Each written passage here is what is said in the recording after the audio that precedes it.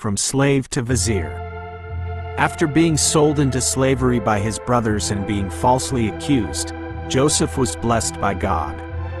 He successfully interpreted Pharaoh's dreams about the 7 years of abundance and the 7 years of famine to come. Pharaoh recognized the wisdom and the Spirit of God in Joseph, and immediately appointed him as vizier, ruler, over all the land of Egypt, second only to Pharaoh. During the 7 years of abundance, Joseph stored up wheat and grain as much as the sand of the sea.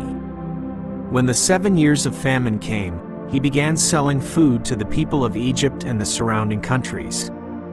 Joseph bore the Egyptian name Zaphnath-Paaneah and had the appearance and dress of an Egyptian official, so his brothers did not recognize him. The brothers' trip to Egypt, the famine spread to the land of Canaan.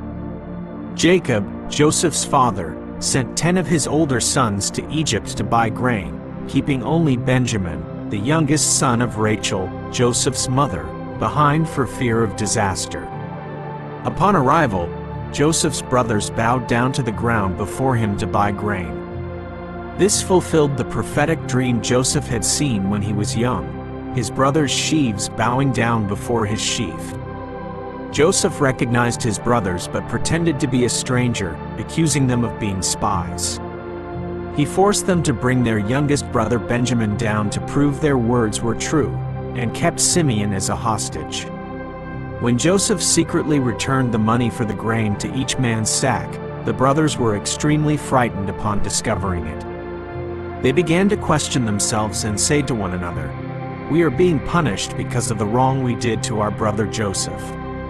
They recognized God's retribution, the special feast. The grain ran out, but Jacob was unwilling to let Benjamin go. Only when Judah guaranteed that he would take full responsibility for Benjamin did Jacob agree. The brothers brought gifts and money, both the money that was returned and new money, to pay Joseph. Joseph ordered a feast to be prepared for them at his house. The brothers were afraid, thinking they would be seized because of the money incident. At the feast, Joseph struggled to control his emotions upon seeing his youngest brother Benjamin again. He deliberately seated the brothers in order of their age, which astonished them. Specifically, he gave Benjamin's portion 5 times that of the others, a sign of special favor. After the 2 encounters, Joseph saw that his brothers were still afraid, remorseful for their past sin, and had shown attachment and protection toward Benjamin. However, Joseph needed one final and decisive proof of their change, especially regarding how they would treat this youngest brother, whom their father dearly loved. This was the motivation that led to the silver cup test. This was Joseph's deliberate act, aimed at creating a crisis situation to test his brothers' hearts. Joseph gave detailed instructions to his steward regarding the preparations for his brother's journey home. The steward had to fill their sacks with grain, ensuring they had enough to return to Canaan. The money for the grain of each man was secretly placed back into the mouth of his sack, similar to the first time, an act that both caused confusion and implied favor. Joseph specifically instructed the steward to place his personal silver cup into the mouth of Benjamin's sack, the youngest brother, born of the same mother as Joseph.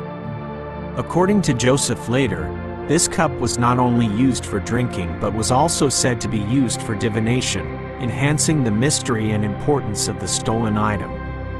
After the brothers had traveled a safe distance, the pursuit and accusation were initiated. At dawn, the brothers left the city with their donkeys loaded with grain. When they had not gone far, Joseph ordered his steward, "Get up, pursue those men, and when you overtake them, say to them, 'Why have you repaid good with evil?'"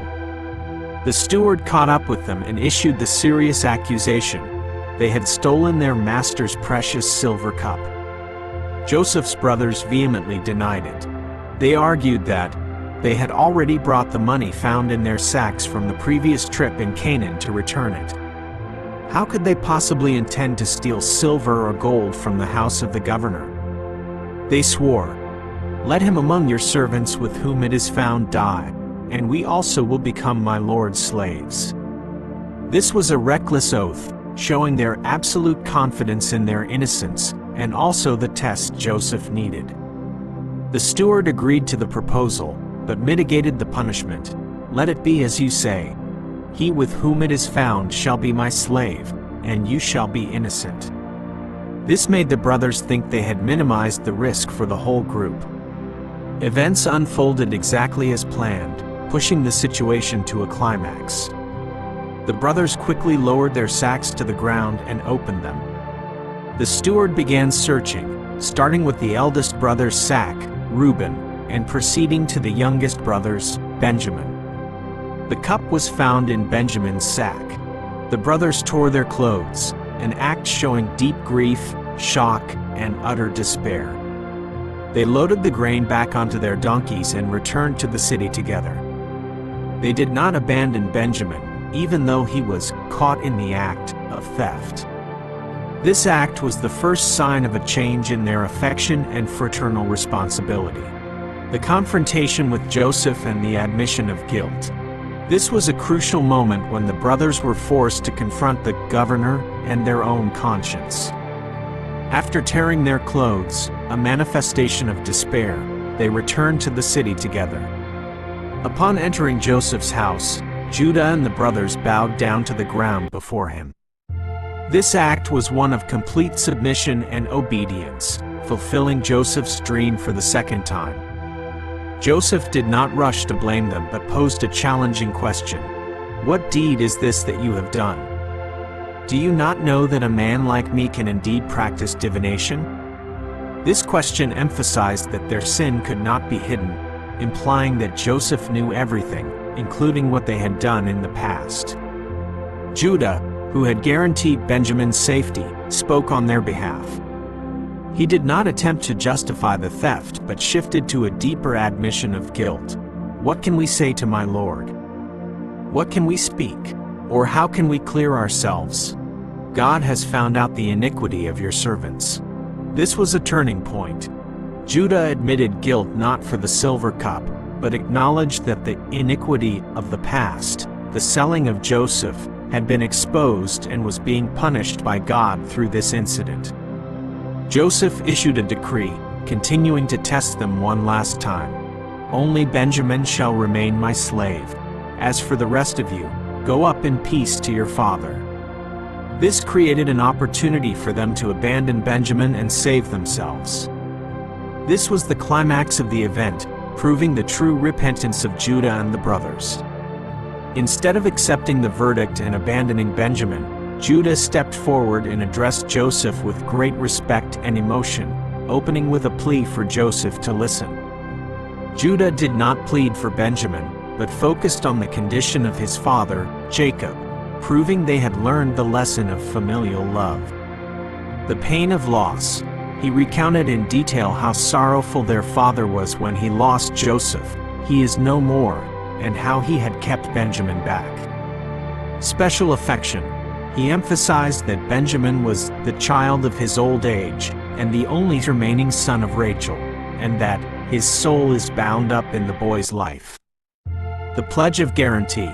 Judah reiterated that he himself had promised his father that he would take full responsibility for Benjamin. The peak of repentance and fraternal love was expressed through Judah's final request. "Please let your servant remain instead of the boy as a slave to my Lord, and let the boy go up with his brothers. For how can I go up to my father if the boy is not with me, lest I see the evil that would find my father?" Judah was willing to sacrifice his personal freedom, endure bitter slavery, to save his younger brother and protect his father from ultimate sorrow. This action was in complete contrast to their selling Joseph into slavery for profit 22 years prior. Judah's plea of sacrifice was a decisive proof of their change of heart. It not only saved Benjamin but also demonstrated to Joseph that hatred and selfishness were gone, paving the way for reconciliation and family reunion. Exposure of sin and true repentance. Joseph tested his brothers to see if they still harbored selfishness, jealousy, and a willingness to abandon this younger brother, the one born of the same mother as Joseph, as they had done with Joseph before. Judah's voluntary act of enduring punishment on behalf of his younger brother proved true repentance after having committed the wicked act of selling Joseph. Love and responsibility had replaced hatred and selfishness. They prioritized the welfare of their younger brother and their father over their personal freedom, illustrating the complete restoration of their brotherhood. Judah's offer of sacrifice convinced Joseph that their hearts had changed, thereby opening the door for Joseph to reveal his identity and bring about the complete restoration of the family. If you like this video, don't forget to like, comment, and most importantly, subscribe to the channel so you don't miss out on new content.